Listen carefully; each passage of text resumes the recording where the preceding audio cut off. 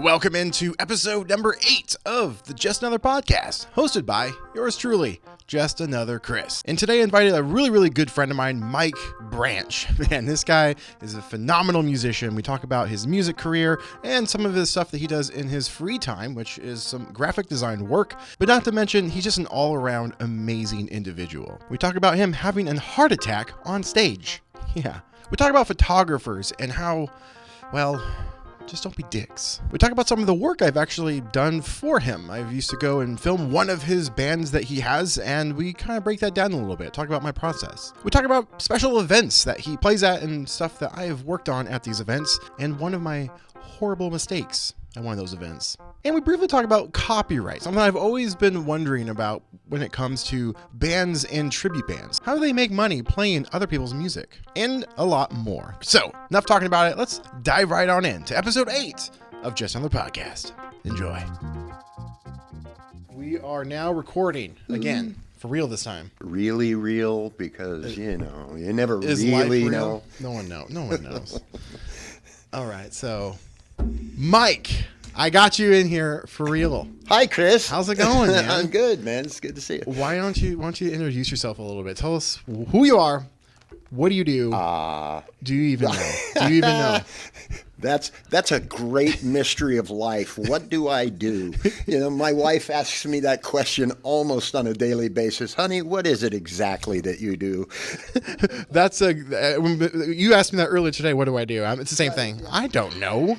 I push buttons on something and talk on camera. I will tell you the same thing I told you a little earlier in a previous conversation we were having about the fact that technically what I do is I misspend my adulthood the same way I misspent my youth. So that's in a nutshell what I do. But for the last, my name's Mike, last name Branch. I have been a musician for the last 5 decades. I'm old enough to be your father. Stay off my lawn. That is true. But, just my life is really, what do I do? It's all about hustling gigs, promoting gigs, over and over forever.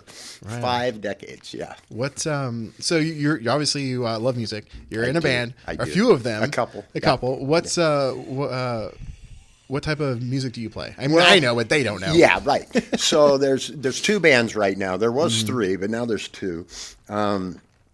One is both bands have our toe in the water of original stuff, and obviously, all musicians want to play their own stuff, Yeah. But nobody wants to pay to hear that much, So of course you play covers too. So one of the bands is just a straight up classic party rock. On the A to Z scale, it's everything from Aerosmith to ZZ Top, and everything in between, just kind of that loud, snotty, classic rock and roll stuff. And the other band is more of a variety, and that band is called the Hellcats. The other band, Night Rose, is more of a variety band. We dip our toe into Americana, country, blues, rock, a little pop, that kind of stuff. I'm in that. Well, both bands have some pretty prolific talent. Night Rose is far more focused on the original stuff than the Hellcats are.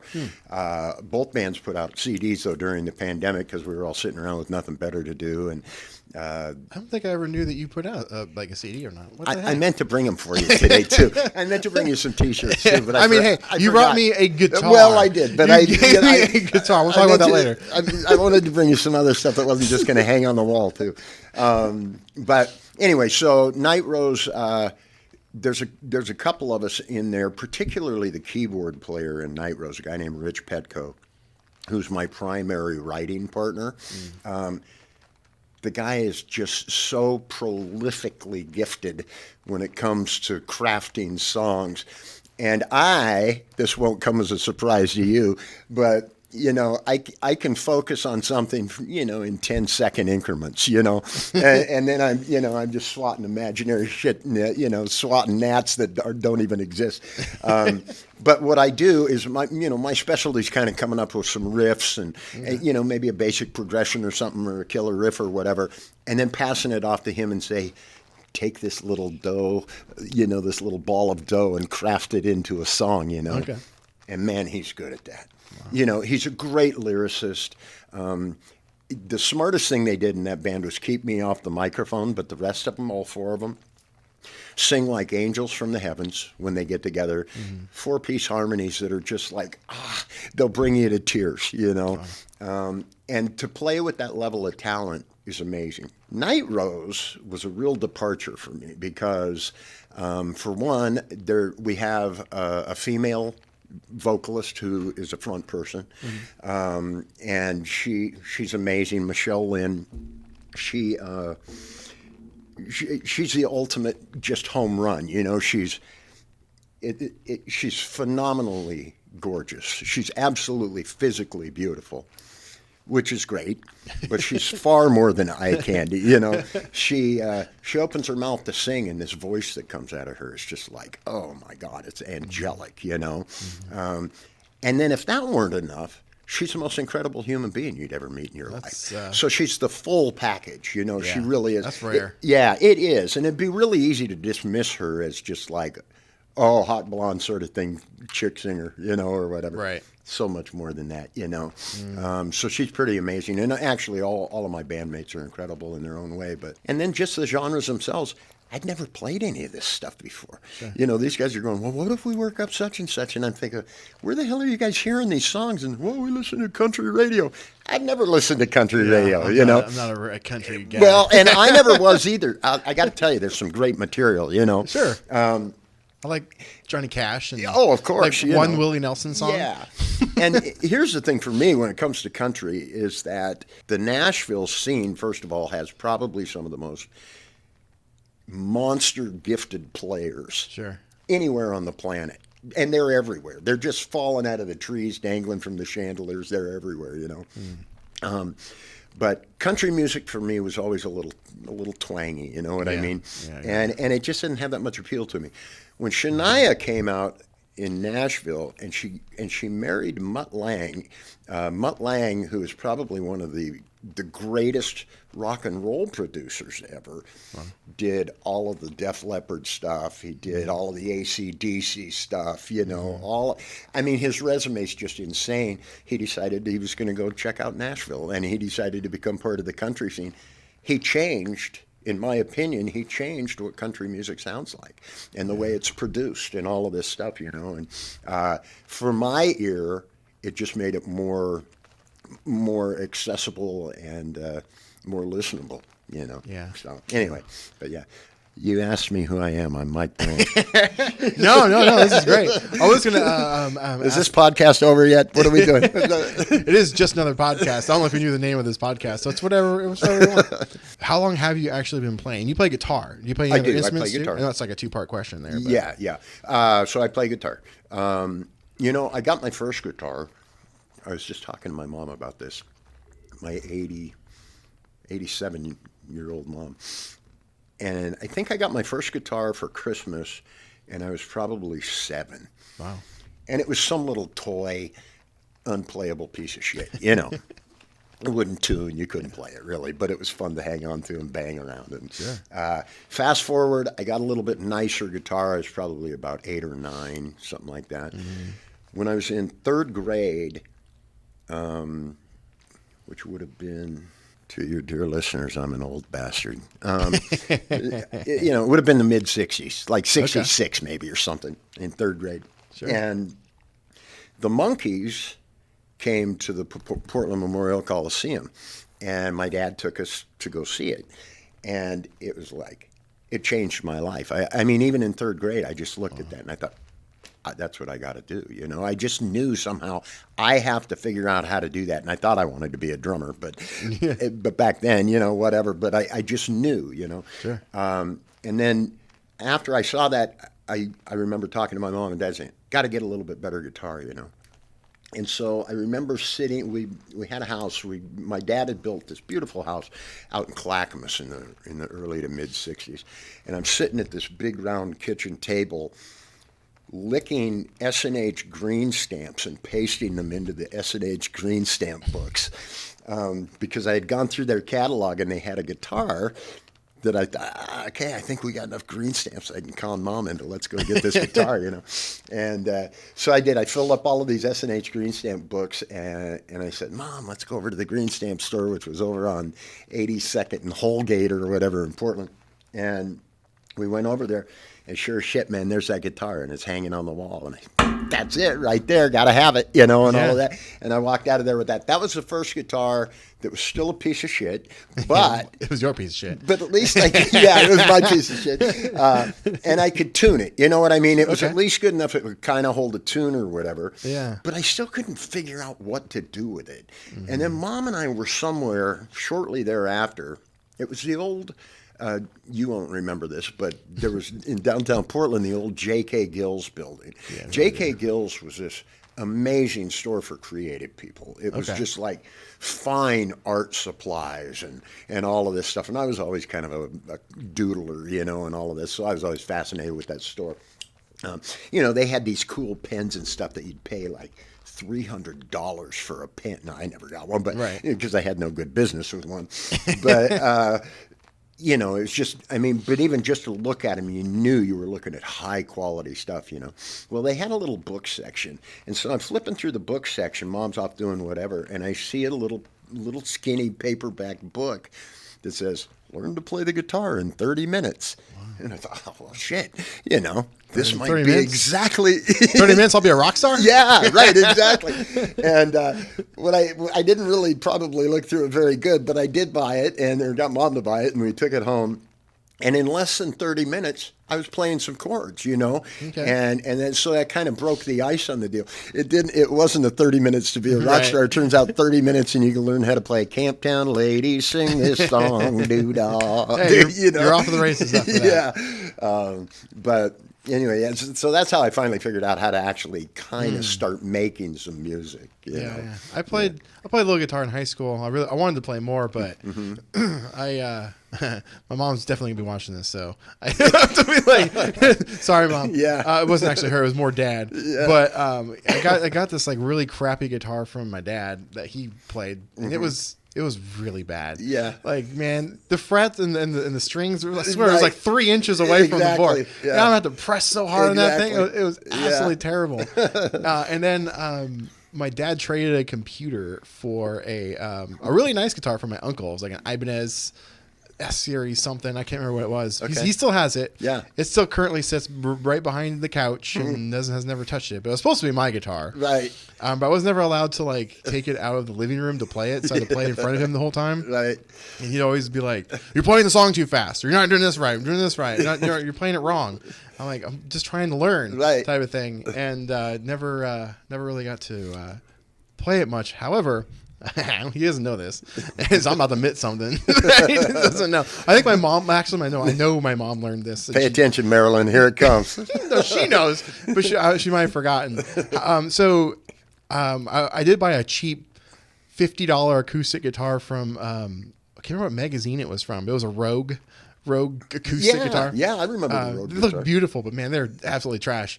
But I had that, so I was allowed to take that to school and play it. My friend had a guitar, so we'd play it, at our lunch, and then play. Well, I got this tiny, small, little portable amp, and he had an electric guitar, so I'd bring that to school every day, and we'd switch off electric guitar, and we'd play in the this hallway near our cafeteria. Well, I wanted to bring the Ibanez to school so bad, but I was never allowed to do that, and I wasn't even allowed to play the guitar like in my room, type of thing. Like it was just covered in one area of the living room, and that was right, all it could go. Well, we were doing a video productions. I was in video productions, so I was doing a project, and we had to make a music video. I'm like, I got the perfect guitar for that. It's that beautiful blue Ibanez guitar. It's gonna look great on camera, and so I I took it to school. I stashed it in my acoustic guitar case. Nice. And my dad took me to school that day, and I was sweating bullets. Oh, yeah. Because if he happened to just peek inside that guitar case, Yeah. he would know. My young life would be Yeah, over. and it wasn't even like a hard case. It was one of those like padded ones, so it wasn't Yeah. even like a really good one. Yeah. And so I shot this music video at school, brought it back, and man, everyone loved that guitar. It was so cool. Oh, that's And awesome. everyone's like, "What is this guitar?" My friends were losing their mind. Do you still have that footage? Oh yeah, I still got it. Yeah, you got to send it. And so one day, me thinking I was. Well, I wasn't very smart. I happened to wanted to show my mom some of my old high school stuff. It was like a year later. I was showing her some of my videos from high school. We were watching it in the living room, and I remember my mom pausing and looking at me, and she's like, "You can never show your father this video." I'm like, "Why?" And me being stupid, not realizing, oh, well, there's the guitar. She's going to know. She's going to know that's the guitar. You can see, not even me playing it. It's somebody else playing this, like pretending to play this like guitar. Yeah. And so my dad, if you're watching this, I took it to school a couple times. Yeah. And nothing ever happened. It was perfect. No scratches, Right. no nothing. I Right. took care of that Yeah, thing. it turns out it's a perfect crime. It's a perfect. I got away with it, and you never knew. The reason I even wanted to play guitar in the first place was to go hand in hand with like my video stuff, because I wanted to. Because at that time, getting music for videos was impossible. Right. So I wanted to, I'll just learn guitar and like create my own music, for it. And so it was a hurdle that I tried to go over, but never. Like, I love my parents, love my mom and dad, but they weren't really supportive of the creative outlet that I wanted to do. Right. And when I was doing or trying to play guitar, like I was saying, like my dad was just like right there watching. I could only play like in front of him, and I'm like trying to learn a song. And Yeah. I'm yeah. actually cracking up about this a little bit because obviously I know his Yeah, family. he knows my parents very well. I can just picture it. And you clearly, you ended up not being a guitar player, obviously. Clearly not. But you're clearly a creative guy, and you've spent your path being a creative guy. Sometimes for the good, sometimes to your detriment, Exactly, yes. And that's kind of the way it is, It's just like when you decide you want to follow a creative path in life. Obviously, there's no guarantees. It's not like going and getting a job down at the store or whatever, and they give you a paycheck every week. You don't know. Yeah, no, they wanted something stable for me, and I get that. Like, I do too. I I get it too. I don't hold it against them Right. whatsoever. However, I did have a scholarship to go to Mount Hood for film. Yeah. But they wouldn't let me go. Oh, too bad. Yeah. There was that. Yeah. They wanted me to do what my dad does, is a plumber and get into that, join Right. the union. Absolutely. And stuff. However, right after graduating high school, it was 2008, and the market went away. There was no work to be done. Yeah. And so maybe my dad didn't work for a long time. Right. And so I was just like, cool, I could have been spending that time at college. Right. So, I mean, yeah, I had a chip on my shoulder for a little bit, for a few years with that, because I could have done something. Most people I meet that go to film school, they're like, that's a waste of time, except for one aspect. You meet like-minded individuals. Absolutely. And those individuals are the people that you usually stay in contact with that lead you to what happens next. The those degree itself doesn't... Right. And I've heard film school people say the same thing. But you're right about the connections that you make, particularly, and it's obviously not going to be with everybody you encounter. Well, sure. But there's going to be those ones that continue to fuel the creativity and the passion. And good stuff comes out of creativity and passion. Right. I mean, that's where good stuff comes from. Yeah. And that's kind of the message I always heard all of these, either pro or con film school people talk about, is that it's almost more about the networking component. No, for sure. Because I've never had, I've never been a part of a team or people, or been a part of around enough creative types people or individuals. I've always been isolated to myself. Like, I want people, like, I've learned lessons in life of like trying to convert people into it, right? Which is wrong. Right. You can't do that. It's just, they'll never work out. They'll never share the same level of passion, even if they're at least slightly interested. They have to be wanting in the first place. Yeah. But like, I've just wanted forever to be like, man, I wish I just knew like one local person that was passionate about filmmaking or any sort of creative outlet in that regard. So like we could make such cool stuff. Like, yeah, the interests I've had never. I mean, I shared. get it. I get completely what you're talking about. As a parallel to what I do, on the band thing, which I've been doing, like I say, since I was 13 years old. So that's 50 years. But literally, probably. I mean, I'd have to think about it, but I think I can say without hesitation, the single biggest challenge is that finding like-minded people. Yeah. Because they've got to be willing to rehearse to the same degree that you want to rehearse to.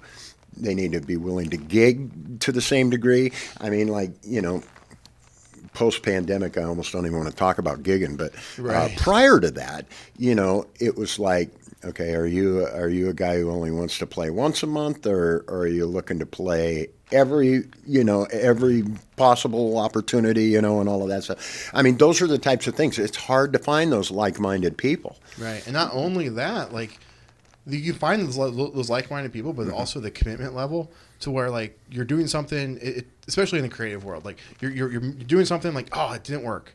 Right. So we have to try this. Now, that didn't work, we got to try this. Yeah. You got to find that person that's willing to be like, after the first time something doesn't work, is they're still going to be sticking around. Not just like, this didn't work, I'm out, I'm done. Right, exactly. I'm going to do something else. Yeah. And so and they've got to be able to, you've got, not they, but everybody's got to be able to take that feedback and give it back and forth without getting all ego, butt hurt, all of that stuff. Constructive criticism is huge, like in our world, because, music world, my world, it's all creative worlds. Yep. Like, you can't take it personally. And in the beginning, I used to, and definitely in the beginning, I was a huge control freak when I was younger. Right. When I was just getting into this, I'm like, I spent 3 days on this thing, and it's mine, and I don't care what you're gonna say. I'm like, that's stupid. Like, it's ridiculous. You can't because it's going out to the world. Like, they're the ones that you have to please, kind of, and you just have to be willing to accept that, especially if you're working as part of a team. Yeah, they're gonna have different vision than you, and you just have to come together and figure out, like, Well, like I told you too, so I side hustled for 30 some years, graphic design and web design, and the same sort of thing. When I first started doing that, and I built the first website for a client or whatever, and they give you almost little or no feedback, so you just do the best you think might serve whatever it is they're trying to accomplish. And then they come back and they go, well, but does it have to be blue, or whatever? I'd really like it better if it was green or whatever. It's like, and I'm thinking, why the fuck wouldn't you tell me that before we started? Right. Or revisions on revision 1, not revision 5. Yeah, right. And so I used to kind of get emotionally attached to my, my various designs, whether it was web or graphic or whatever, Somewhere along the way, thank God I let that shit go. Yeah, got it. Because it'll make you crazy, and instead of getting married to every brilliant idea I think I have, you know what I mean? It's easier to just present your best. Hopefully get the front end information, cull that out of somebody anyway, so you can get as close as possible, like you say, on the first pass instead of the third or fourth revision or whatever. There's a phrase that when I've heard it, it totally changed my outlook on like creative work and passion projects, whatever it might be. There's a group on YouTube. I don't know if you ever heard of them, but they're pretty big and huge inspirations of mine. They're Corridor Digital. They make some cool stuff, but the reason they're a huge inspiration for me because they're kind of like what I've always wanted in life. They're a group of people that have like a little studio. They're all just working together and creating some of the coolest things. They're not afraid to try something and failing and can continue on all that thing. But one of the things that somebody had said was like, it's kind of it's just shocking phrase to hear, but like, kill babies, right? Shocking. What it means is you can't be afraid to kill your baby. If you're working on something and it's so passionate and it's not working, kill it. Yeah. Or sometimes in my field, you gotta be willing to kill your baby. Yeah. And so that's exactly it. Like when I've done a couple short like documentaries and stuff. I'm like, sometimes if I'm making something for YouTube, there's so many things that you take into account of not just the project. You got to take into account for attention time, the length of the project, like different things that you wouldn't have to normally worry about in like just, here's a documentary on Netflix. But sometimes there's a section where it could be like a minute of like really cool content, but you have to be willing to cut it out. Right. For a greater good. For so the greater kill good. your baby, you know? Yeah, yeah. So it's like... And the same thing with when you write a song, you know? I mean, you think, okay, God, I put this thing together and I'll pass something off to Rich, you know? And next thing I know, you know, you get to a certain section of the song and he's all of a sudden put in like a minor chord or something. Now, I didn't think about that because, first of all, going back to my classic rock shit, I'm just banging out, you know, AC/DC major chords, you know, and all of this stuff. Rich finds just those beautiful little nuggets of nuance, you know, that are so awesome. And, you know, at first I'll go, oh my God, you know, but almost immediately I am now able to see the beauty in his piece of the collaborative pie, you know, and what he does when I hand something off to him, you know. So I trust him implicitly, but yeah, same sort of thing, killing the baby, you know. Nope, I got to kill that baby A chord, you know, or whatever it is, and so because once I heard that, I'm like, wow, okay. Yeah, I like it. I like it. Right? Yeah. It's like a shocking thing to say out loud. Too. Yeah, Like, I'm going to get baby. us T-shirts, man. Yeah, I like that. yeah. It was his name was Carmichael. He comes and goes with that YouTube channel called Core Digital. But yeah, he had that written on a sticky note on his computer monitor. It said "Kill babies." Yeah. And I'm willing to kill it. Yeah. And that's awesome. Yeah, it definitely changed a lot after thinking about that. Because you do when you work on something for days or weeks and stuff. Sometimes you get lost in it. It's true. And then, there's been so many times where, well, it's become almost a standard practice of mine now, where if I'm working on something for more than like 3 or 4 days, typically I can put out a video on my channel for a day or two and it's fine. Right. But if I find myself really working on this for so long, I'll just completely stop and then go on to something else and come back to it a week later and then rewatch it. Yeah. And I'm like, wow, this is trash. Well, that's probably a really good practice. Yeah, man. so I've really been doing that too, and I'm just going through just cutting, killing those babies. Right. You know? Yeah, man. You know, it's interesting. I'm going to turn this whole podcast around on you for a minute. Okay. All right. But you know, so. I was thinking back to how you and I had met, which obviously was through your mom, because I had known your mom for a period of time, and so you and I had gotten to know each other a little bit, and had talked about various things and whatnot. Yeah. But and, you know, you were sorting out certain things in your life at that point in time. You know, we can talk about it. Yeah, well, and honestly, I don't even remember what all the specifics necessarily. It was probably my divorce. Your divorce was part of it. Yeah, for sure.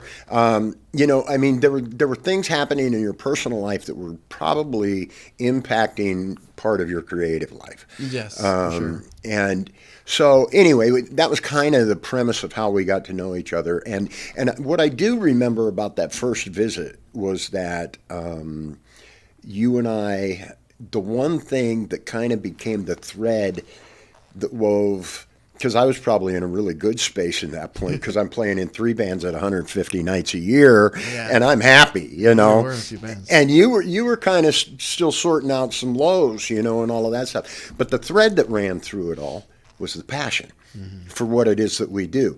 Even though my personal life might be shit over here, which mine certainly has been many times, you know, it's this bowl of shit that I'm living right now.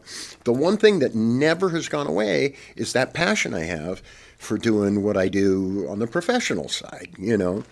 And that was kind of how you and I connected. But for your viewers who don't know, you know, you showed up at a couple of gigs for 2 of my bands, I think. At least. Yeah. And you shot some video. And I just got to tell you, and as a matter of fact, I was having this conversation with my mom last night. She was watching some documentary on Tarantino or something, you know. And I love Quentin Tarantino, and I love his, you know, the editing style that goes into his movies, you know, and so we were talking about that, and then I had told her kind of the English version of that was Guy Ritchie, who was Madonna's ex-husband, but he kind of had a similar editing style, and I really liked that. And I've always thought of yours as kind of like that too. And I think that you know, I will just say that I think that you're a really, really gifted videographer, but I think that your real place that you shine, as far as things that we ever intersected on, was your editing. I love your editing. Thanks. I've never been compared to Tarantino before. Well, maybe not Tarantino. Okay, no, but you know what, though? You could be. You know what? Tarantino was starving for a long time, too. You know what I mean? Yeah, that's me. Yeah. I appreciate that. Yeah, man. And I just, those little video clips, I absolutely love them. And you've probably seen I've used them more than once for various promos and stuff, And the only thing I don't love about them is that they didn't have original soundtracks behind them, Well, when you're recording it in a bar, it's like right. The music is impossible. Exactly, But I could have even, later I could have given you, since we've done CDs now and all of that stuff, I could have then given you, stuff to work with. Back then we didn't have that. You went with, stock music that you could. Yeah. It's funny you bring that up because just recently I was, again, it's kind of funny you're talking about your mom with that. A few days ago, I was talking with, I said this off camera, but that girl Heather in Florida, I was talking with her a little bit about the podcast here and stuff, and I was going to be having you on, and we started talking about some of those videos I had shot for you. And most recently, I did shoot you at that hanger dance, which we're going to get to because there's some juicy stuff at that. But you told me it's wild. Okay. But the reason I went, the reason I even made those in the first place, I didn't really totally 100% know you that much at that point in time. Right. We had a fairly new relationship. Yeah. It was mostly a great way for me to practice my own, skills or whatever. Kind of like a musician will practice and play guitar. For me, I was like, I like music and going out, and so I'll bring a camera. Usually, it's either a new camera or a new piece of tech or a new style that I just learned, or I was like, I want to practice this thing. Yeah. And so I would just go and shoot a quick video. It seemed quick, but it definitely took some time in the afterwards. Definitely that came down to the editing. Yeah. But we spent a few hours shooting and then spending a day or two editing.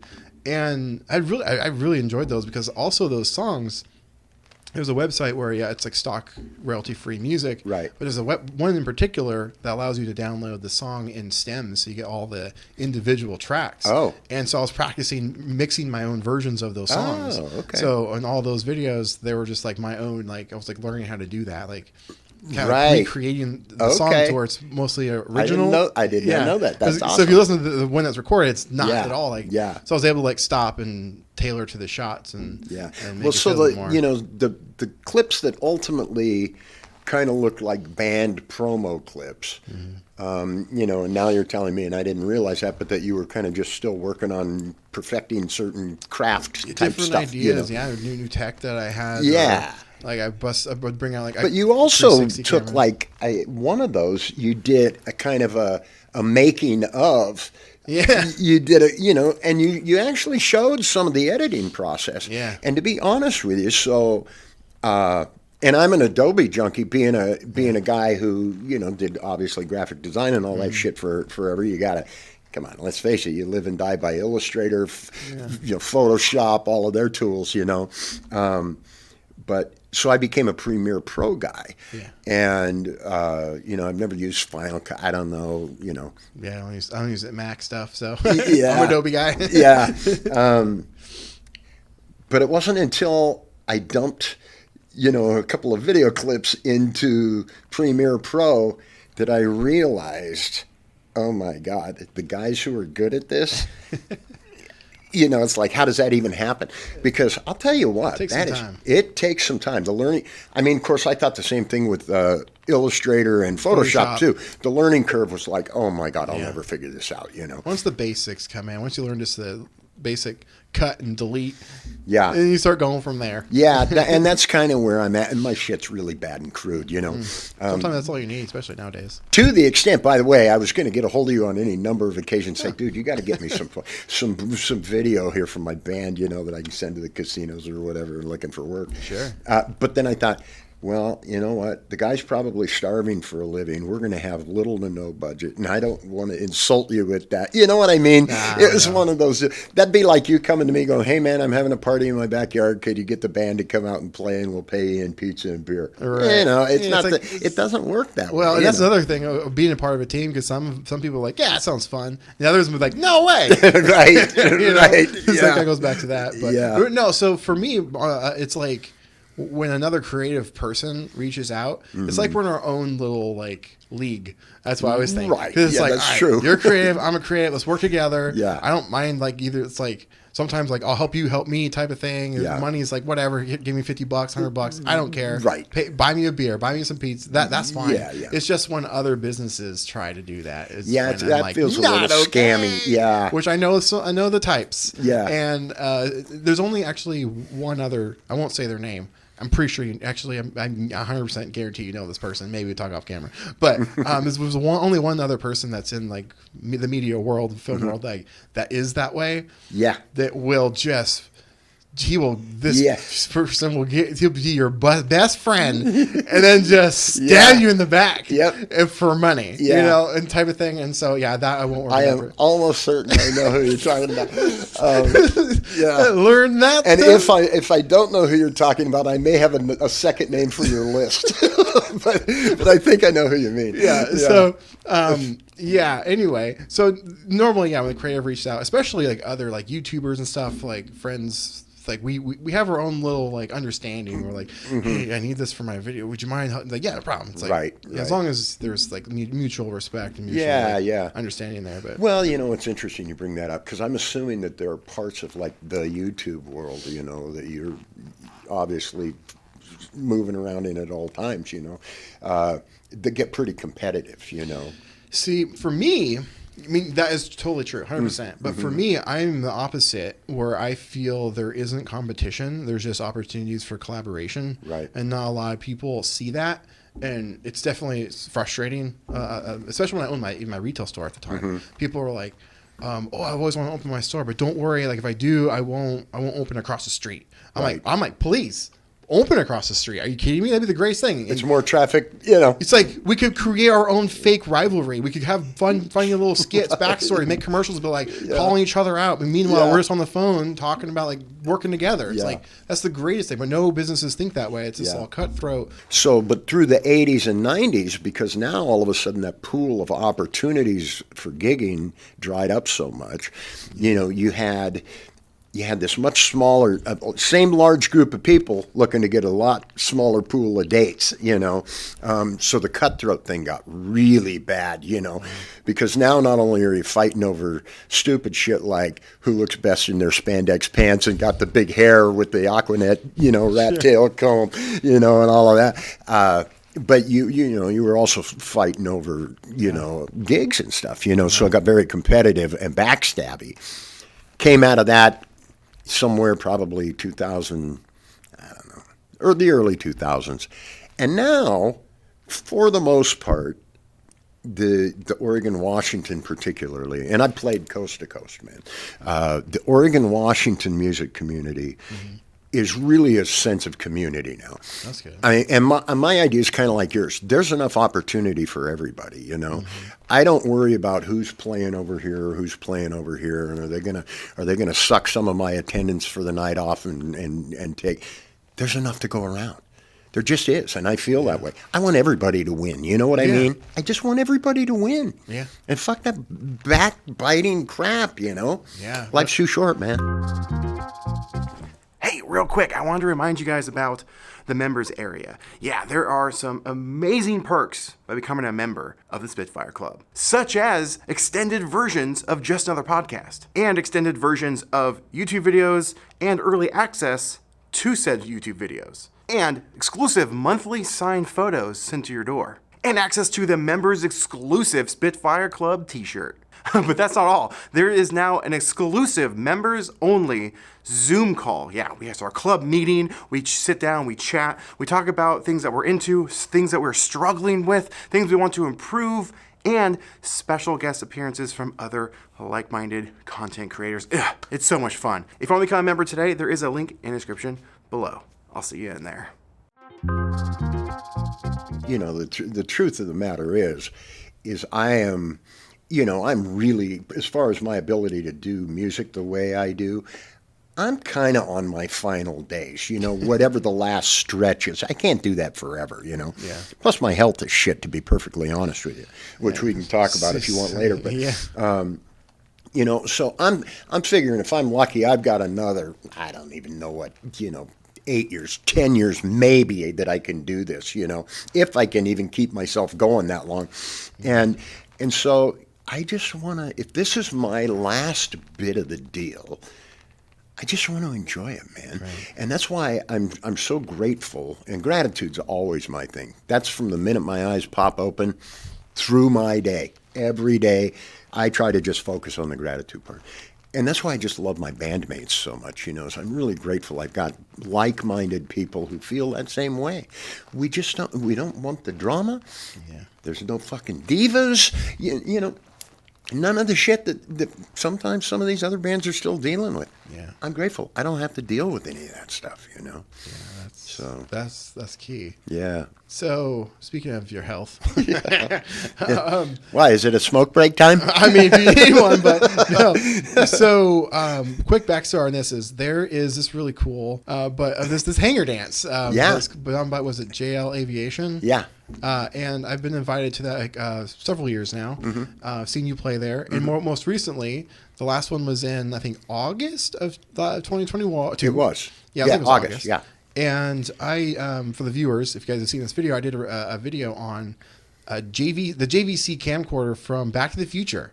And the one that Marty McFly uses in the movie. It's actually the very first ever. Did you put the video out? Yeah. I never saw it, I don't think. It was just on my YouTube channel. Okay. I really haven't been doing much Facebook these days. Yeah. But I'll send you that link because I shot this video. It's all I thought it came out really good. Fun little retro-y style. I was just walking around shooting with this big Handycam. Everyone was walking up to me. What the heck is that thing? Yeah. And, I got to see that. Yeah, it was pretty fun. Yeah. And it was the very first camera, or basically all-in-one VHS camera ever made. It was like this huge revolutionary piece of tech. But anyway, it's fun to shoot with. It's really cool. And so I shot. You were playing. And I went home. Both bands. Yeah, you were playing too. And then I left. And then I went home. I don't know, a couple days later, my mom was like, "Hey, so did you talk to Mike when you were there?" I'm like, "Yeah, I talked to Mike. What's up?" I was like, "He had a heart attack." Because everybody should have a hobby. I'm like, "Oh, is he okay?" He's like, "Yeah, he continued to play." Yeah. So what happened? That was fun. I had actually that was my second heart attack. I had another one. I had another one 5 years previously. Oh, I thought you meant like, this was your second one of the week. Well, no, actually, so what happened was 5 years previous, I was having what I later found out was a series of heart attacks that was going on for a period of 4 or 5 days, something like that. And I knew something was wrong, but it almost just felt like really nasty indigestion, heartburn, acid reflux, So I'm pounding literally Costco industrial-sized bottles of Tums, just trying to knock this thing back. And I'm thinking, it can't be a heart attack, because certainly Tums aren't the cure for a heart attack, And so I'm pounding these things back, and I went through a whole deal of them. And I was supposed to be on a Saturday night. This is the one 5 years ago. On a Saturday night, I was supposed to be doing a guest spot with a band in Oregon City that night. And I called the guy up. I had done a guest spot the night before out in Gresham, and I was not feeling well on stage. And the Tums was starting to kind of not work, and I thought, okay, something's going on.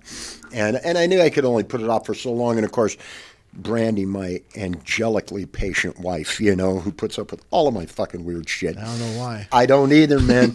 But I'm grateful for it. But she's fish-eyeing me hard, knowing that I need to go see somebody.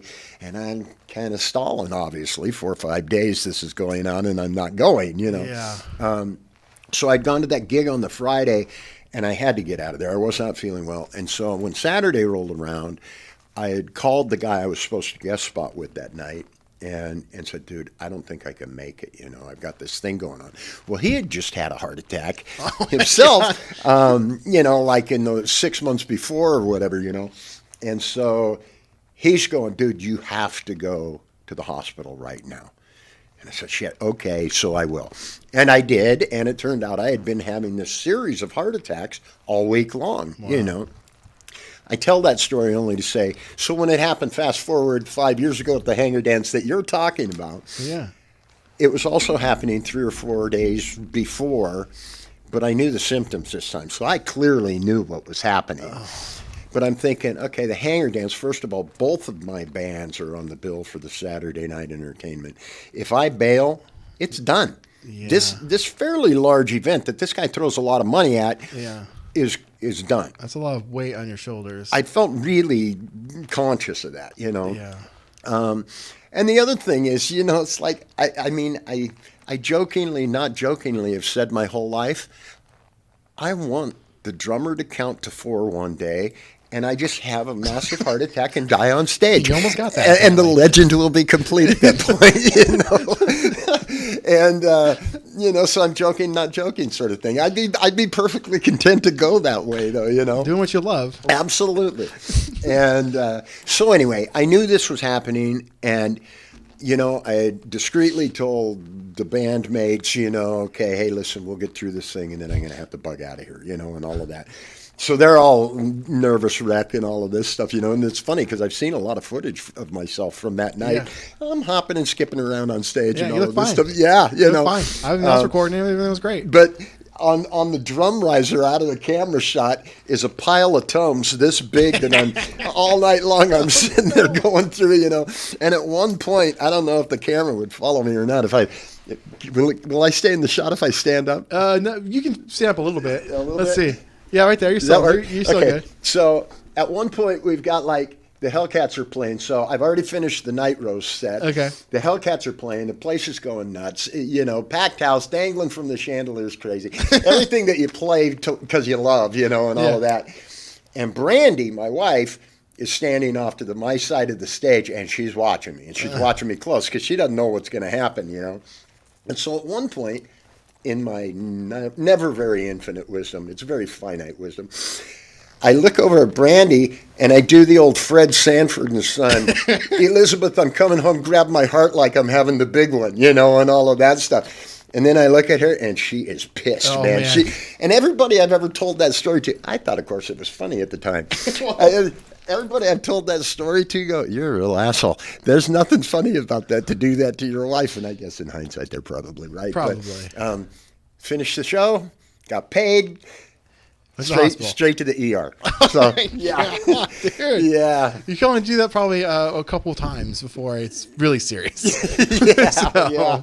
And of course, I'm still smoking. I was going to say, well, I mean, I know the answer to this, but just for the record, have you ever considered quitting smoking? I think about it all the time. Will you? But like a good drug addict, you know, which nicotine, you know, is as good a drug as any. It just, you know, it just kind of keeps going there. Cooking you in there. Is it more of like a? Well, obviously, it's you've been doing it for so long, like it's more of a habit. Is it just the? What's the word? There's a word for it that's that oral fixation. That's part of it. Or I mean, there's definitely part of it. I've quit I've smoked for 50 years. Mm-hmm. I've quit twice, significant quitting. You know, I'm talking more than a day or two here and there trying. One time I quit for a year. One time I quit for a year and a half. Oh, okay. I should have never started it back either of those times. Yeah. I had it. You know what I mean? Yeah, after like, that, why? I know that's a long time. It is. You've kicked it at that point. Yeah, I got a pretty good start on this. I should just hang on to that. You know, but I didn't. But.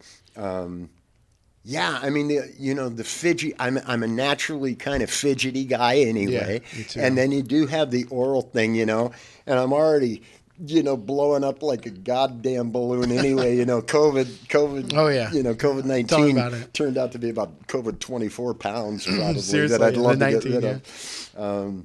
So, you know, you immediately start gaining the weight, although I'm not vain enough that I give a shit about that, to tell you the truth. I'd be more than happy to go on stage in my fat Elvis years, if I, you know, so it really isn't that, you know, it's the insidious, so 34 years clean and sober, as I think you knew. Yes. But nicotine. Yeah. It's the worst. It is the most insidious of them all. Yeah. Yeah. I've quit them all, man. I mean, correct me if I'm wrong, but I think I read somewhere, because I know it went into a place already, like it'd be 21 now to smoke. I think every 5 years or so they're raising the age. Oh, Yeah. You mean they're still actively doing that? As far as I remember, I could be completely wrong, but I remember reading that article. Yeah. That every 5 or so years, it's going to go up to like Okay. 25, then 30, and then 35, to the point to where you almost have to be 80 years old to even be legally allowed to. Isn't that crazy? So, which I mean, I think that's like good for the end thing. You know what? I mean, obviously, less smoking as a society is good. Right. Period. There's no rebuttal to that. It's just is smoking good or is smoking bad? Yeah, there's no upside to it. Yeah, exactly, man. It's not like there's any sort of benefit. Yeah. Oh, I'm aware of it. Yeah. You know the signs. Don't be dying on stage. Yeah. Pretty traumatic for the I'll people try watching. next time I think I'm having those signs happen to me, those symptoms. I mean, obviously I can recognize them now. Yeah. So assuming that's the version I get next time instead of the big one, Elizabeth, I'm coming home, I would like to think that I won't wait 4 or 5 days. Yeah, no, I go right away. Yeah, but the problem is if I've got a gig coming up, I'm going to probably play the gig. Yeah. If it's the last thing I get to do, that's what I want it to be, Think about it from the audience perspective. We just fell over. Pretty traumatic. CD sales and T-shirt sales, though, man. Fire I mean, sale. they just Fire sale, man. Oh my gosh, it's horrible. But speaking of the Hangar Dance, so you gonna be playing this year's, or are they even doing it this year? That's also the question. Last I knew they were doing it. So for the previous this last one was number 12, I think. They'd done it for 12 years. I had done all of the coordinating of the music, sound, staging, all of that stuff for the last 5 or 6 of those. So for about half of them, not quite half of them. Which is why my band's always got primetime slots on it. The big Saturday night stuff. Yeah. But I think I probably won't be involved this year. Really? And I talked to JL Aviation about it, and I told him at one point that I said I think it would be a good idea for you to put some new blood if this is an ongoing thing you want to keep doing, inject some new blood into it. Yeah, like the last couple of years. I mean, the pandemic probably didn't help it, obviously, not at all. But yeah, it's felt kind of not bad, but kind of stale. Right. Like and there's been progressively less things to do there too, which was just sad. I mean, it's a weird thing to go, complain about, oh, how dare this guy put on a party and fun stuff for us to do. It's like I get how that sounds. However, but if he wants to, keep the hype up. And you're right. I mean, because typically the Saturday night, we'd go in there and there'd be 1,500 people. Yeah. And you're right. He had all of the big tents and all of the stuff going on and all of that stuff. Yeah. And then the pandemic hit, and he decided, man, I throw this party that lasts for a weekend, but really there's a whole week full of stuff leading up to it as well. And he's on the hook usually $60,000-$70,000 to throw a nice little party for everybody. Right. So he was spending real money. So when the pandemic, and we knew we weren't going to be able to bring in the number of bodies that we used to, he really scaled down the offering. Like you say, you notice that certain things were not there anymore, Yeah. And I think that was probably a fairly practical choice. Well, yeah, no, for sure. Totally. I mean, the guy had the dough, don't get me wrong. But yeah, he has the dough because he's not in the business of pissing it away, too. Too, yeah. For people at home that don't know what we're talking about in full effect, there's a guy, he owns the aviation business. He has a helicopter business. Yeah. He does a lot. He's very well off. Let's just say that. And he usually puts on, like a week party where it's not a week as in like bad. It's like a one solid week. Right. And then there's like the main event is usually like the Friday through Sunday, maybe Friday, Saturday, and like a Sunday is like the cool off period. But there's free food, all you can drink alcohol, which I've made a horrible mistake once there. We could talk about that too. It's actually kind of funny. And then there's a lot of times there's skydivers that they're rolling through. You can go get rides on helicopter rides. And then there was a year where, what was his name? Jim? Photographer was in Jim Dorothy. Yeah, Jim Dorothy. He was set up like photo booths and stuff. And he did that every year except for the last couple. Yeah. Then there's like a whiskey and wine tasting room. Mm-hmm. That was definitely scaled back last couple of years. But Yeah, it's really fun. And obviously, live music. You're here, there, different bands, and then the first time I was there was probably 2018. Okay. Yeah, and there was easily 1,000 people there. Oh yeah, it was insane. Yeah, crazy. Like the runway was like all the way to the end, pretty much, of cars. Right. Like at that place. It's amazing. Wild. And I've done multiple videos on the channel too. So if you guys want to check it out, I'll leave links in the description about it. Because this past year, I think I went on Saturday, I think. It was Saturday, yeah. Yeah, and it was maybe 100 people. Yeah. Maybe. Yeah, it was crazy. Yeah. Crazy the way it declined. Yeah. Yeah. Yeah. Which, I mean, it makes it more intimate and more like... It does. Not as crazy, but... That's a lot of work for him and his mostly volunteer crew to put that on, though. Yeah. An event that big for 100 people. Yeah. You know what I mean? It's like, is it worth it continuing? Yeah. But yeah, it was my second year there that I'll tell you the story because my parents had warned me this about they pour heavy there. They're like, hey, if you drink, because like so you might not know this, I didn't start drinking until I was 27. Okay. Like I just didn't drink. It just wasn't my thing. Okay. And so after my divorce, I started drinking. Yeah. There's like, 1,000 country western songs about that. Yeah. I'm like, wait a minute, this is nice, this is fun. But and it wasn't until I didn't go that year. So I went my first year, 2018. I don't think I didn't drink. I was focused on, there was too many people. I was focusing on just filming and shooting and having a good time. Right. You were playing, Ty was playing, Ty Curtis. Yep. He was playing. He was really cool. And then the next year though, I was like, all right, I'll get a drink. My parents were like, be careful. They pour kind of heavy. Right. I'm like, okay. But I wasn't paying attention to exactly how much they were pouring heavy. And it wasn't until I had a 2 or 3. And then I went and got another one, which is really more like 4 or 6. No, for sure, because they put the cup in front of you, and every time they were pouring before, I was talking to somebody, and I just looked back, and there was a drink. I'm like, oh, cool, so I was just drinking. Right. And then I had just gotten a brand new camera, and similar thing to you, like when I was filming your bands, like, oh, I got a new camera, I'm gonna shoot a cool video for Ty. That was the idea, like I'll do a Ty video because I've never done one for him. And so I got this brand new, like, actually it was one of these cameras. Actually, it was one of these. Not that one, but it was probably, it's that one there. I have 3 of them now, but it was my first one. It's this one for the video watchers, the one I'm pointing at. Probably the one that's filming Mike right now. But anyway, I had it rigged up in a camera K. I was filming and everything. Went up to get another drink, and then that's when I noticed. They put the cup in front of me, and then they just started pouring. And then they didn't stop pouring, and it filled probably half the cup. Yeah, easily half this cup of alcohol. And then they poured it in the mixer. I was like, it's like my life flashed before my eyes. So I'm like, in my head, I'm like, I've already had like 4. In my head, I'm like, I usually can handle at least 5. And they do that, right in front of you like that because they want you to see how good I'm taking care of you. Yeah, tip jar's right here, by the way. Yeah, and then I just start kind of like, I feel fine. I'm fine. It's probably all ice type of thing, right? And I'm like, so then I was like an idiot. I drank it, and then this is like an hour and a half in, and I'm like, then it's starting to hit me a little bit.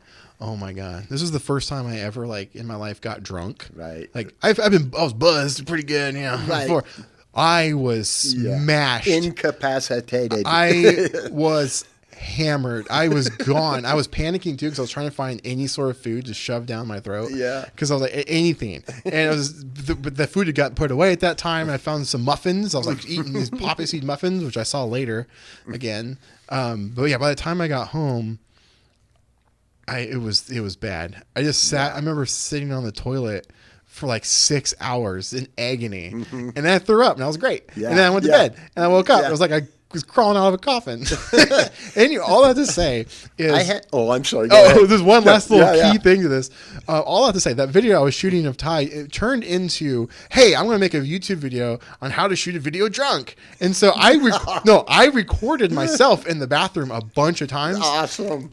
I have never watched it. I cannot bring myself to open it. It's just sitting on a hard drive. Like, I cannot bring myself. I mean, you gotta be careful there. Yeah, I'll tell you what, free booze is, It is. It's all you drink. Yeah. They pour. And especially that whiskey room, which was dialed back like we started talking about last year or this past year. But before that, there was just so much of it. And it was all you can drink of these top shelf. Everything is all you can drink. It's insane. Yeah. And he was feeding, I mean, shit, on those years that we were doing 1,500 people, he was feeding those people, and then out of those, you got to figure at least 10 or 20% were literally staying on the property, either camping out or in RVs or whatever, the motorhomes. And so he was feeding breakfast, lunch, and dinner to all of those people. But by the time dinner rolled around, you're feeding 1,000 or more people. It was just crazy, Wow. So I don't blame him for scaling the thing back, So this last year I saw they brought in a film crew. Mm-hmm. And I couldn't help but, I mean, I didn't bring it. I was standing there with my Handycam, my little VHS camera. But, like, I'm watching them set these up. I'm like, gosh, man, like, I really wanted to just, like, take it over. Where was this at? The Hangar Dance. Hangar Dance. Who was it who brought in? I don't know. I figured it was him because they had, like, the camera booth right in front. Oh, yeah, yes. I don't know who was doing that. He kind of had a long table of... Yeah. I'm like, dude, I wanted to take it over. I'm like, no, man. Like, if I was in charge, man, I would have... There'd be cameras up on the top. Well, I was going to say there needs to be little camera ninjas everywhere. Well, yeah, because like in the hangar, there's there's those the offices, but there's the I don't know, like not storage space, but like right up top. Yeah, I know what you mean though. Dude, camera there, camera up there, Totally. one in the middle. I can even get a roamer out there. Yeah. And then I don't even have to be in the middle. I can be off to the side, which is a terrible spot for that place because people are dancing and running around. Right. So I'd be in the corner just on my little laptop pushing buttons the whole time. And I could have that mix so well. Yeah. And film and live stream to people that can't come to it. Yeah. Yeah. Yeah. We talked about doing a live stream. There was a guy in town who was doing a lot of live stream stuff. And, it was one of those deals where he met via private message the owner of JL Aviation. Mm-hmm. And, man, they did not click instantly. So he's kind of the live stream king in town, or at least was for. That's probably the same person I was talking about earlier. It is indeed, so that never worked out. The way I could do it is like to be able to have people that can't come, not able to come, still be able to interact with what's going on because like people can comment and it can be on the screen. Yeah. They can watch it later, and then even just like. I thought it'd be cool to like either interview Jeff randomly throughout, like kind of like an MTV type of thing, you know, absolutely. Where you have like Carson Daly off the side with a microphone, right. just like talking, and then like talking about the band, interviewing you and asking just people going by, hey man, what are you doing, hanging out, I mean, or whatever. There's plenty of human interest stuff going on. I know. It'd be so much fun. Yeah. But yeah. So when I was watching these guys, I'm like, man, you guys. Who are you? Like, this is not right. You can do anyway. So back to your question. I don't think that I'll be involved this year. Oh yeah, I forgot that was what we were segue. Why aren't you? What's going on?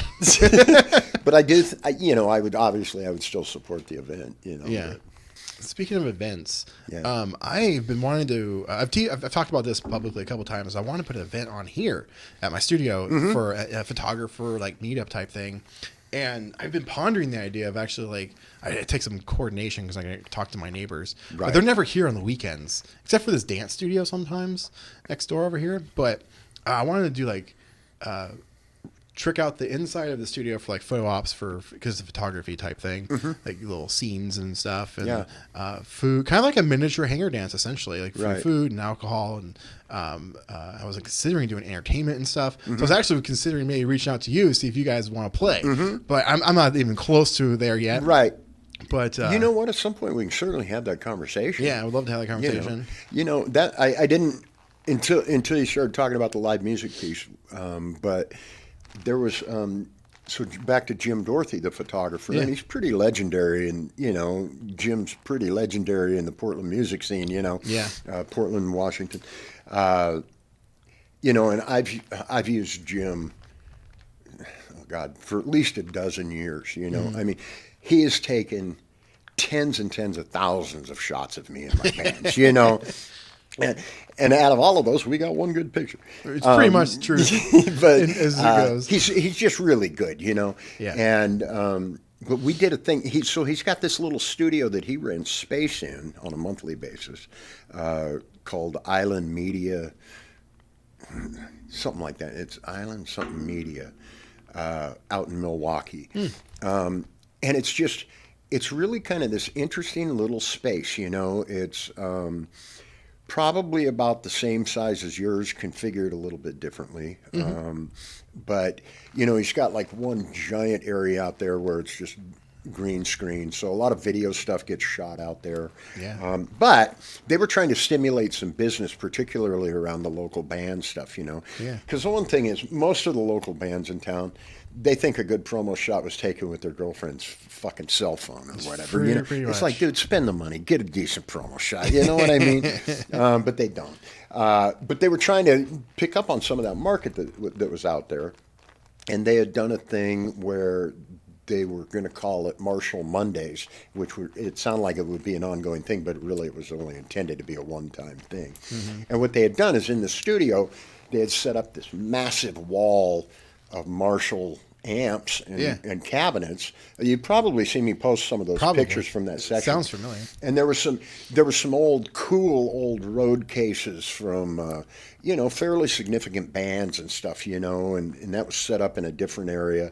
And they had asked me, well, we need a guy who looks like, you know, who has all of your particular birth defects, you know, or whatever. And I'm sure they said it nicely. Right. But Sure. So it was a late night deal, and I went over there, and I feel like an asshole about it in hindsight now, because I was about 2 hours late because, quite honestly, I'd forgotten about it. And then Jim had gotten a hold of me going, hey, man, you coming out or whatever, you know? And I go, oh, shit. You know, and I'm clear in Vancouver.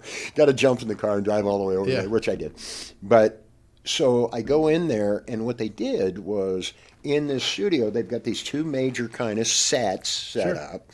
And they brought in like a half a dozen different photographers and just let everybody go nuts.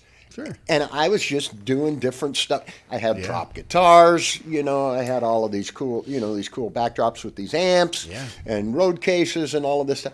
We got some amazing stuff out of that. Yeah. Really cool shots. You know, so just kind of even that kind of a free-for-all deal for photographers, you know. Oh, yeah, no. That's one thing I like doing is trying to bring like-minded individuals together. Yeah. And one of the things that I've always encountered, and it's in kind of going back to what we talked about earlier with competition people see, is for one, I'm not a photographer. But you're an excellent photographer. But I've never considered myself ever once a photographer. That's fine, but I'm still going on record as saying you are an excellent photographer. And the funny thing about that, or the ironic thing about that, is like my YouTube channel is known as a photography channel. Oh. Not by my own accord. It's just more for like because of the equipment that you're constantly right. Yeah, and everyone's like, look, he's a photographer. I'm like, I'm not a photographer. Right. Like instant photography is a huge thing at Polaroid and stuff on my channel. Yeah. And the reason I liked it was because like I deal with all of like video and all the lighting and camera settings and editing. There's so much that goes into it. Right. And when you pull out like a Polaroid camera, you just click one button, and you're done. Yep. You know, you move on. Do you consider yourself out of all of the things? Because you're really a bit of a Renaissance dude, you know. I mean, and you know, you do a handful of different things, you know. Yeah, I got my hands on a lot. If you had to pigeonhole yourself to primarily tell somebody you got 10 seconds in the elevator, you know, or whatever, what do you do? I struggle with that, to be honest. Do you consider yourself a videographer? I usually just say like I'm in media. Oh, okay. This is or like social media type of thing. It's hard. It's literally hard because like I do photography, sure. Yeah. I do videography. I'm also an editor. I build production studios. Right. You know, I do content creation. I do social media Quite managing. a variety of. Yeah, I got my hand in so many different things. And typically when they're like, oh, yeah, I'm a video editor, that's all they do. I'm so envious of people that get to say I know. It's so simple, so cut and dry. You know, but like, they're like, oh, a lot of times I'll have conversations with people I've known forever. And they're like, oh, whoa, you do video too? You record? Oh, interesting. Yeah. Or like, you do editing as well. It's like, I didn't know that. I just know you as this or that. It's funny. People will ask me that question, you know, over the years, you know, what do you do? You know, and I always just give them that look and say, you know, it just depends on when I step out of the phone booth, which cape I'm wearing. You know, I mean, because, you know, you do different things, you know, to stay alive. Well, yeah. And mine was more of interests. Like, I'm like, well, Because I have ADHD, and so when Me too. So like if I see something like, oh, that's interesting, so I get Right. I start hyperfocus. Yeah, I start learning about it, hyperfocus on it, and type of thing. And when kind of going back to like not having other people to like work around, I kind of had to become every aspect of the team to be able to achieve certain things. Right. And so in doing so, like, yeah, I learned how to work on computers. I learned how to shoot. I learned how to shoot photography. I learned how to light video. I learned how to, I mean, audio. I mean, I have this audio podcast. Like, that's one thing that I never spent a lot of time learning how to do. I wing that. And it works out pretty good. But there's just so many things that just picked up and learned and went on. But going back to the main point, what I was originally saying about, I'm not really a photographer, but in my photography, like interactions with other photographers, and it's always the same. I don't try to generalize often. However, in my certain experiences with every photographer I've almost met, pretty much every photographer I've actually met and had a conversation with, like Jim. I haven't really talked to him. I've seen him. I've waved at him a couple times. That's the extent of our conversations. Yeah. So he's excluded a little bit, but every time I talk to them, they see a camera in my hand. Photographer. They want nothing to do with me. They won't talk to me. They're either smug. They'll start talking how good they are. I know. They'll start showing me their photos. Yeah. I'm like, oh, cool. Yeah. Like, I don't care. You know. And then I can't remember his name. I won't say his name. He's actually a really cool guy, but he's a photographer.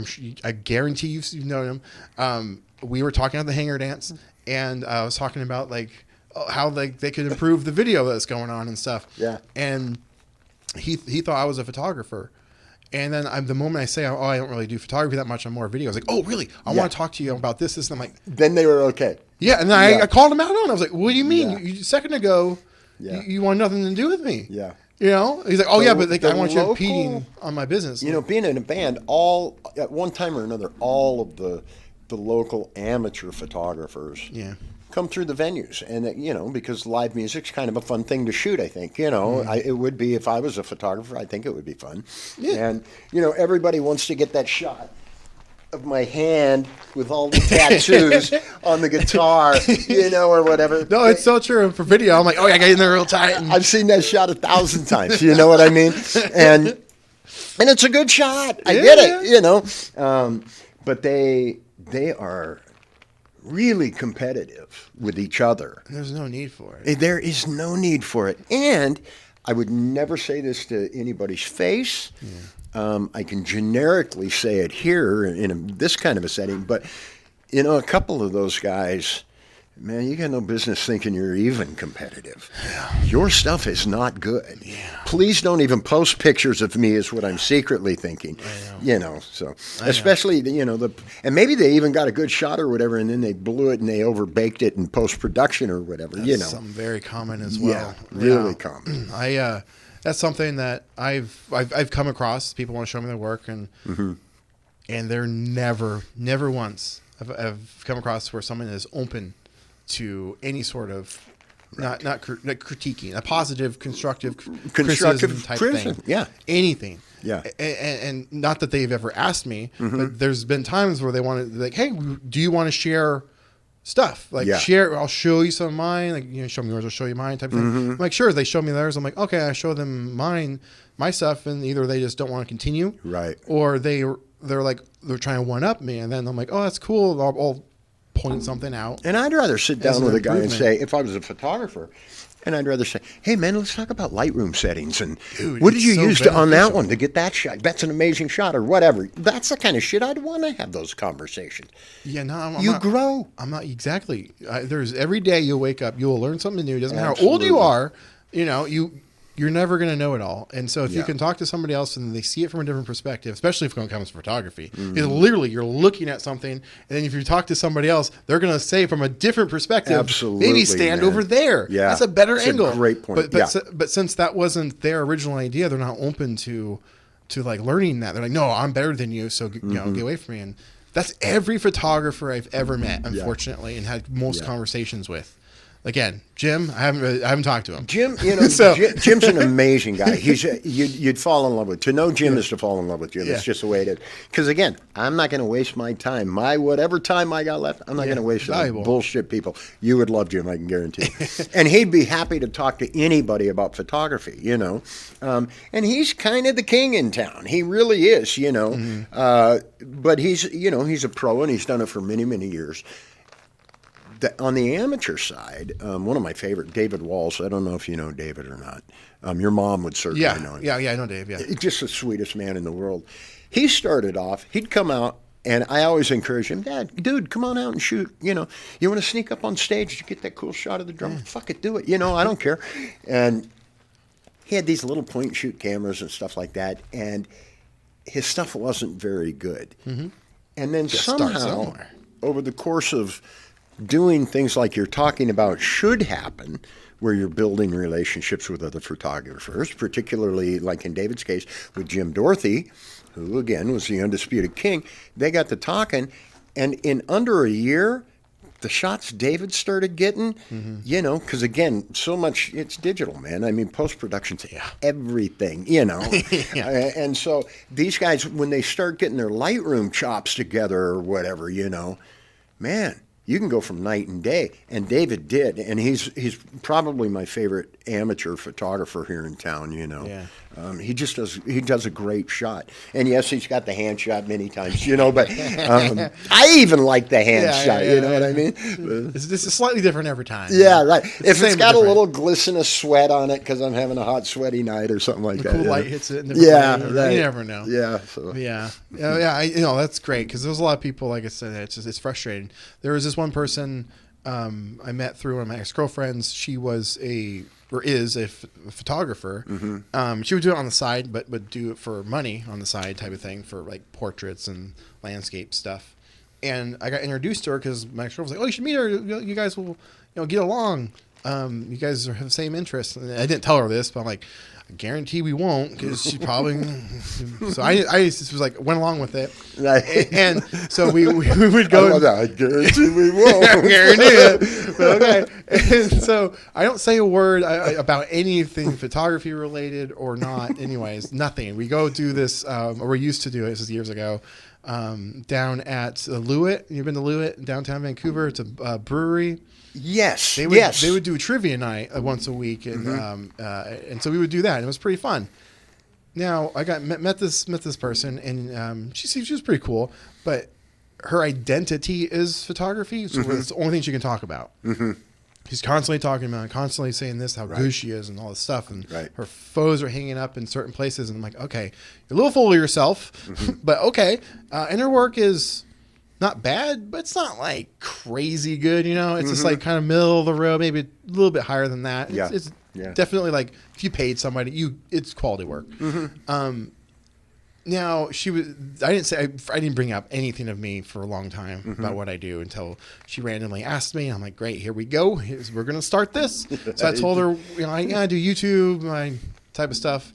And then that was pretty much the extent of it. After that, she was extra like, oh, this is what I got going on. I just went to this convention and I got this new camera. I just dropped $800 on this lens. And in my head, of course, I would never say this to her face. I'm like, only $800? Right. I know. But I never say it. I wouldn't say it out loud. But it's like, okay, great. It's just technically an entry level lens. I mean, because I don't want to drop my new $9,000 camera while you stay. It's like stuff. And honestly, really, in the grand scheme of it, it does come down to the person more than the actual. You gotta know how to use it type of thing. Right. Sure. But and all this stuff, and then I told her like, oh, cool. Yeah, I don't do a ton of photography. It's just more of a hobby of mine. I just will take some random photos from time to time while I do more video.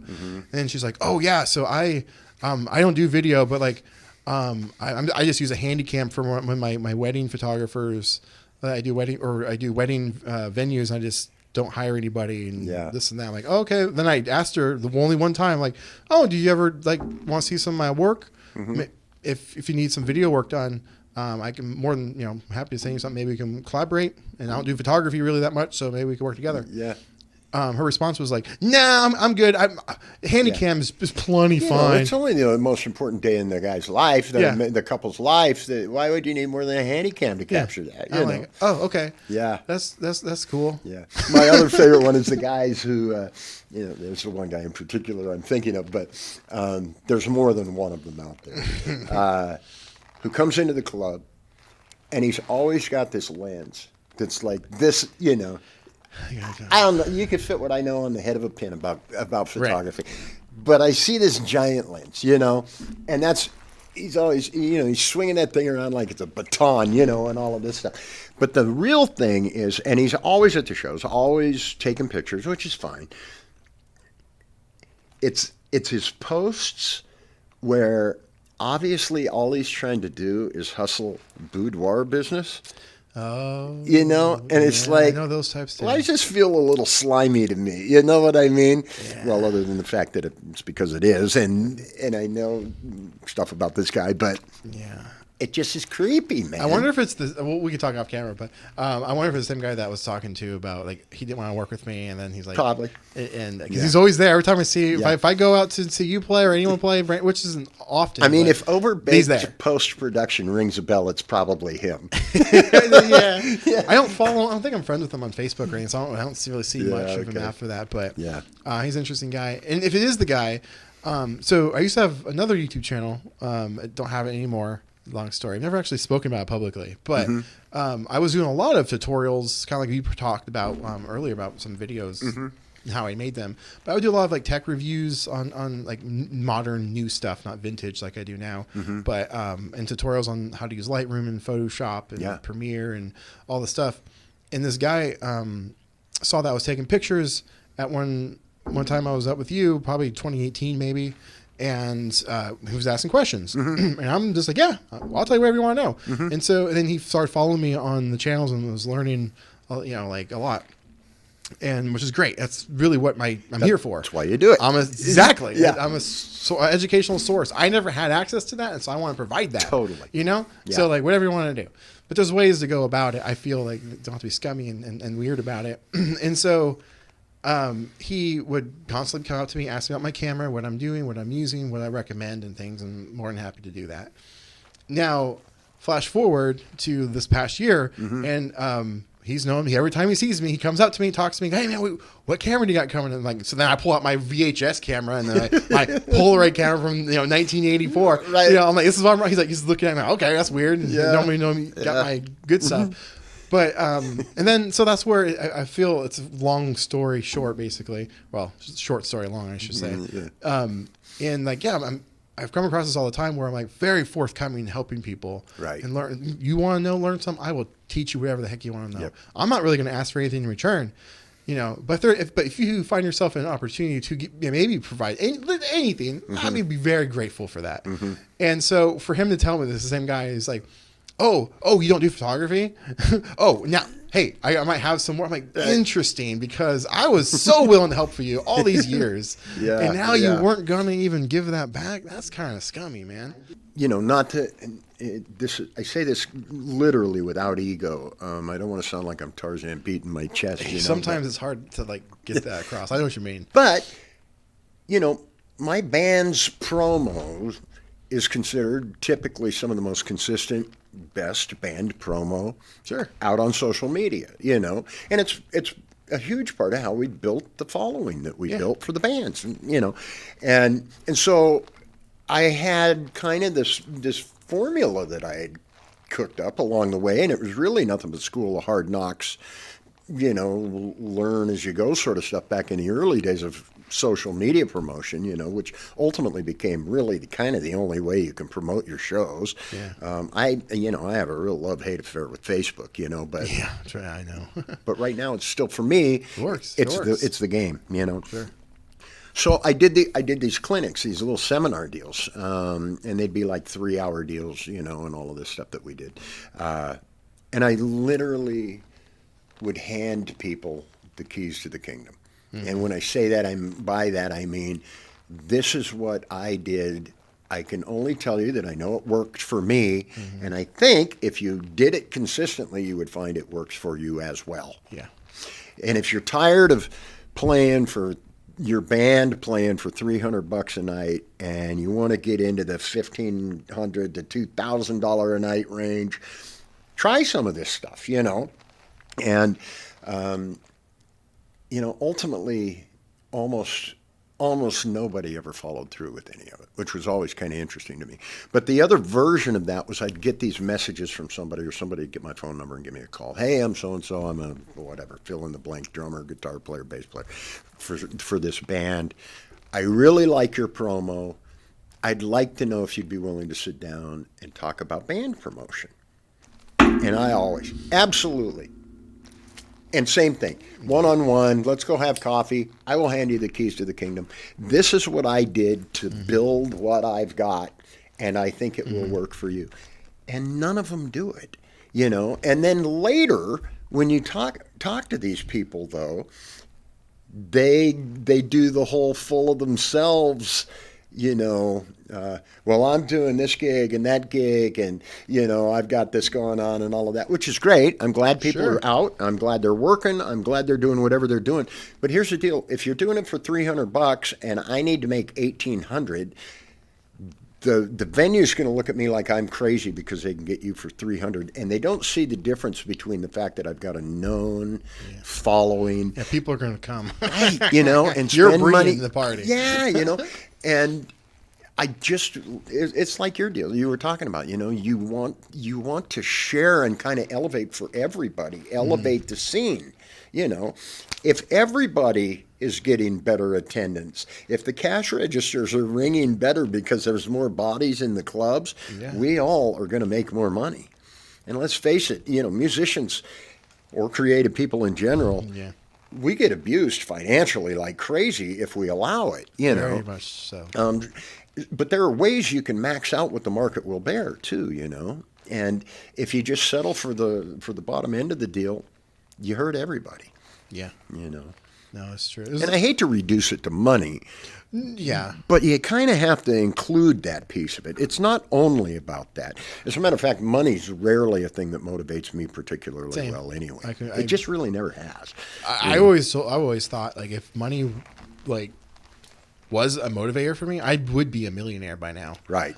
Just because I just know, like, what I'm capable of. Yeah. But it's not. I really couldn't care less about money. I just need to make enough to pay my bills, and I'm happy. Right. I've done so many projects. Be able to do the things that fuel your passion. I know. That's what you want to do. No, exactly. Like, I've done so many free things just because, like, the project sounds so much fun. I know. It's like, I'm in. I'll do this or do that. Even though I've been trying to, like, change that mindset to some degree because now I've got the studio space, I got more bills, and most people don't think the way I do. They're just going to take advantage of me. It's true, they are. They're like, you trick this guy. I learned that the hard way a couple years ago. Like, I was just being groomed by somebody, just being completely taken advantage of by a narcissist and use and abuse, and then that doesn't surprise me, man. Once I wasn't providing enough value, boom, I was gone. Classic deal, in our society, we've got some shit really backwards, If you want to help people for a living, like social services or whatever the case may be, or if you want to be a creative person and put art, in air quotes, but art being, whether it be music or writer, painting, whatever, video, whatever it is that your art is, if you want to be any of those things, society's going to basically try to starve you out. Yeah. They're going to try to. It doesn't mean that they're going to always win. If you're persistent enough, there's ways you can muscle through some of that, But they'll try to starve you out. But if you can, obviously, if you can dribble a basketball or hit a baseball over the fence, millions. Oh, yeah. But try to help people for a living, fuck you. You're not really worth that much. Well, yeah, exactly. We've got some stuff wrong, man. It's a backwards world, man. Yeah. There's been this project I've wanted to make for years, and it's just like a documentary, short documentary on the show. I don't know if you've watched it, but the show is called My Name is Earl. You ever heard I loved. Okay. Watched it like 3 or 4 times all the way through. Yeah. Oh, I literally just restarted watching it again. By the way, your Facebook header cover or whatever, I was there. I went there. To the actual motel. I wasn't sure if you photoshopped it really well or if you were actually there. I was so jealous either way when I saw that. I stayed there. I didn't didn't intend to. It just happened to be the cheapest around. Yeah. It was absolutely horrible. But it was kind of a fun little experience. I got to actually be in the motel. Yeah. It should have been horrible. That's perfect. Right, yeah. It was still, it was $100 a night there. Wow. And that was the cheapest. What part of the country? That was California. It was near Anaheim somewhere. Okay. Yeah, so it's expensive. It's a lot of shithole in Anaheim, actually. Oh yeah. And as a side note to that though, they have in the office, you can't go in it, it's all blocked off, but they have a poster for My Name Is Earl in there signed by everybody. And it's so sun faded though, but I'm like, gosh, I want to see if I can at least get it from them. But anyway, all that to say is like literally I have an intro to my show.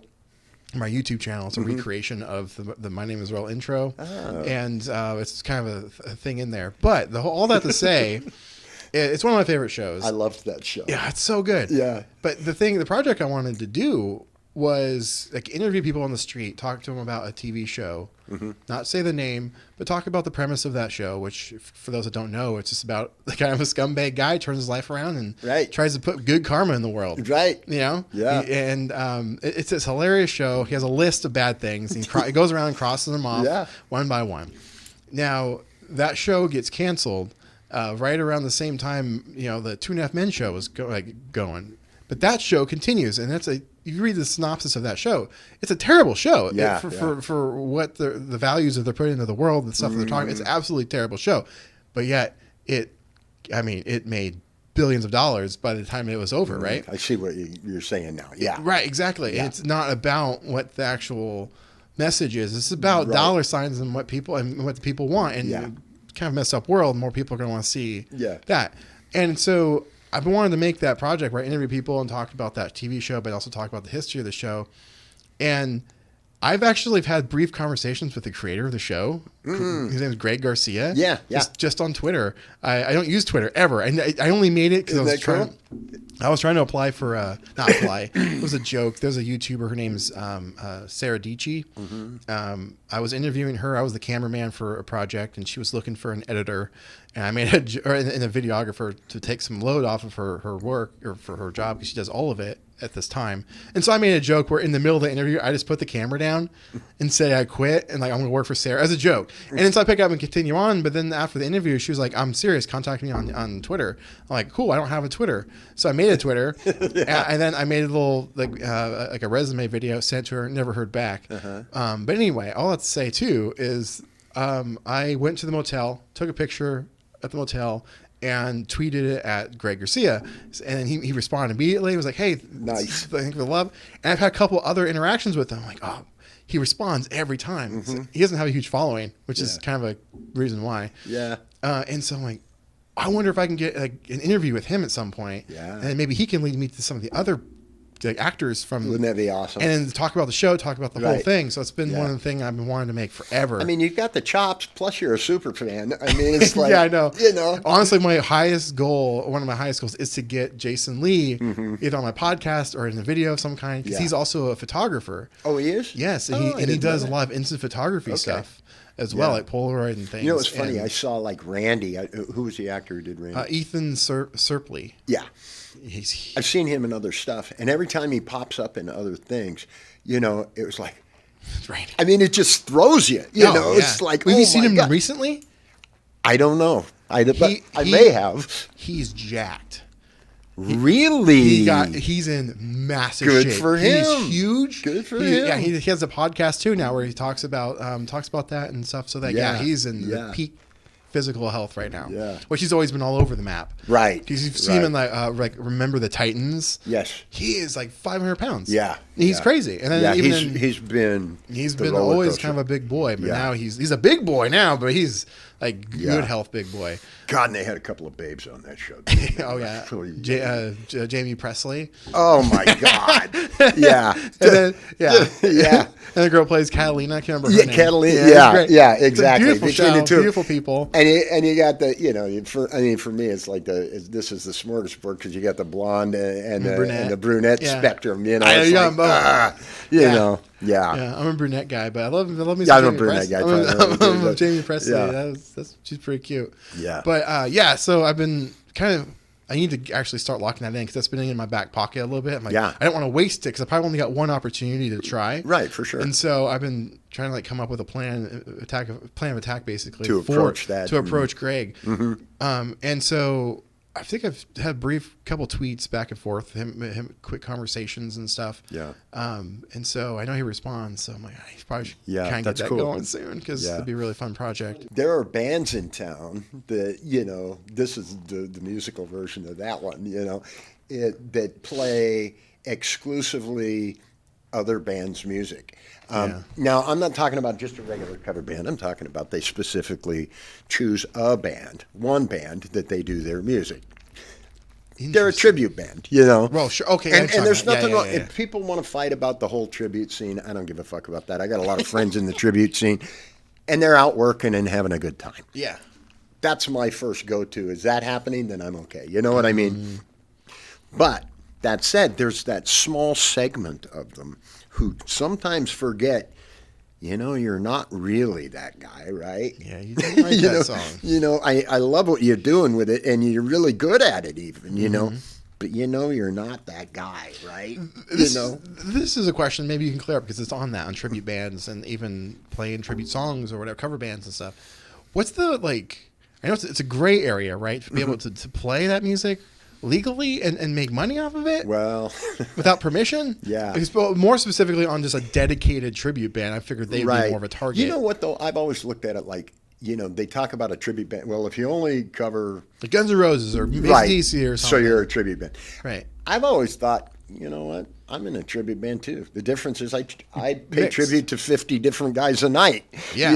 But from a legal standpoint, it would take all those bands to come after all those. That's not worth their time. So here's what happens, because it's an age-old thing. Yeah, I've always been wondering. It's the same thing in my field, too. With people, I'm sure it is. artists, people drawing Iron Man and selling prints. Well, you don't own Iron Man. Right. Or right. if I'm reviewing products and stuff, it kind of falls into that world. Yeah. Yeah. So first of all, at least the reputable venues, they pay licensing fees Gotcha. to ASCAP, BMI, and CSAC, which is basically, I hate to say it, and I'm an ASCAP member myself, and I have been for many years, but basically ASCAP, BMI, and CSAC, are...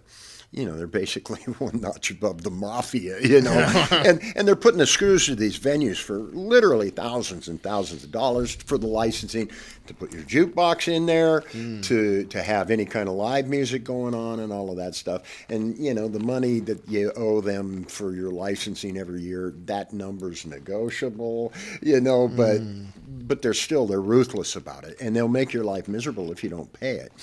The only reason that they go after them, instead of me, who's actually playing the music, nobody wants to chase a flaky fucking musician around trying to get the money out of them. Yeah. They know the venue owner's got the potentially deep enough pockets to maybe pay the bill. Yeah. Musicians aren't going to do it. So, interesting. Yeah. There are clubs over the years that I have seen add to, you work out, okay, when I go into play, I'm going to get, here's my guarantee, this is how much of the door I get, and, this is a pre-negotiated percentage of the sales for the night or whatever. Come to that number, and there have been places, and normally that's what you get paid, and a lot of guys think, no, they just said they pay $400. Well, there's more money there to be had if you knew how to get it, but whatever.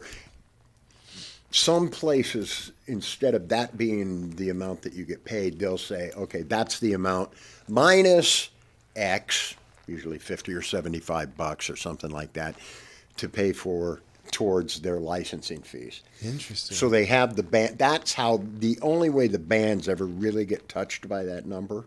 Okay. And it's pretty uncommon, really pretty uncommon. Gotcha. Yeah, there's a place in town that does it still currently,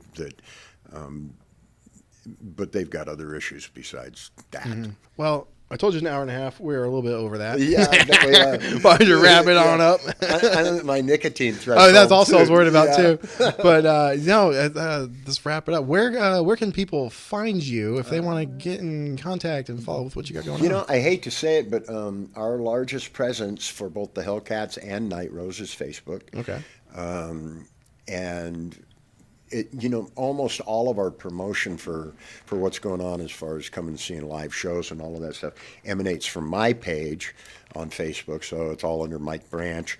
If you search for Mike Branch, there's going to be 8 billion of them because for some reason everybody named their kid Mike for many years in a row. And if there's 100 people in the room and you shout Mike, 50 of them are going to raise their hand. Or that in Dave's. But, yeah, so right. Dave's. Facebook's a great way to see what's going on with both bands. We are on, we're on YouTube, but there isn't really much there because we aren't video fucking geniuses like you are, So. Won't blow my head up too big. But no, if you guys are in the Portland area and Vancouver area, stop on by and check we're out always playing playing live.